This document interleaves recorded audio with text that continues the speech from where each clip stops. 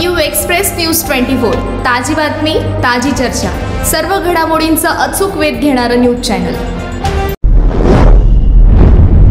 पंचगंगा नदी किनारी इचलकरंजी वासियांचे आराध्य दैवत श्री वरदविनायक मंदिरात गणेश जयंती सोहळा उत्साहात पार पडला। इचलकरंजी महानगरपालिकेचे आयुक्त श्री व सौ ओमप्रकाश तिवटे यांच्या शुभ हस्ते पाळणा व श्री वरदविनायकाची पूजा करण्यात आली। तर सकाळी श्री व सौ अशोक स्वामी यांच्या हस्ते श्री वरदविनायकाची अभिषेकासह विधिवत पूजा करण्यात आली।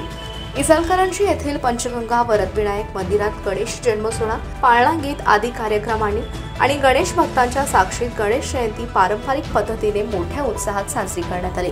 गणेश भक्तांनी उत्साहात सहभागी होताना पाळण्यातील बाल गणरायाचे दर्शन घेऊन श्रींच्या चरणी आपली सेवा अर्पण केली। यावेळी अनेक धार्मिक विधी पार पाडण्यात आले। फुलांच्या माळा लावून आणि विविध फुलांची आकर्षक आरास मांडून वरदविनायकाची सजावट करण्यात आली।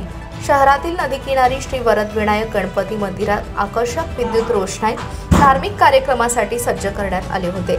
आज दुपारी गणेश मंदिरात विधिवत पद्धतीने गणेश जन्मोत्सव सोहळा साजरा करण्यात आला।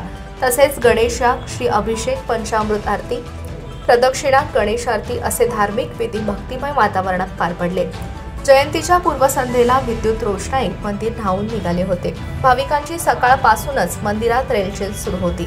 जन्मकाळ साजरा झाल्यानंतर भाविकांना प्रसादाचं वाटप करण्यात आलं। विविध रंगी रांगोळी, फुलांच्या व नाविन्यपूर्ण सजावटीमुळे वरदविनायकाचे रूप अधिकच खुलले होते।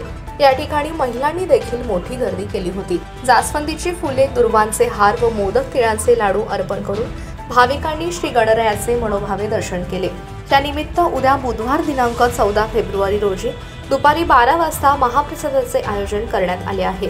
यावेळी महाराष्ट्र राज्य वस्त्रोद्योग महासंघाचे अध्यक्ष अशोकराव स्वामी, उपाध्यक्ष बाळासाहेब जांभळे, माजी नगरसेविका कलागती जांभळे, द्वारकाधीश सारडा, श्यामजी काबरा, प्रकाश कलागते, हनुमंत वाळवेकर, शीतल पाटील, बाळासाहेब बेलेकर, बाळासाहेब मिठारी, पंडित काजवे, शिवबसू खोत, मूळचंद नानावटी, विष्णू शिंदे, विनायक रेडेकर, बजाज शर्मा, प्रशांत चाळके, सुनील ताडे, वैभव काळे, संग्राम स्वामी, युवराज शहा इत्यादी कार्यकर्ते तसेच मंदिर भक्त मंडळ आणि भक्तगण मोठ्या संख्येने उपस्थित होते।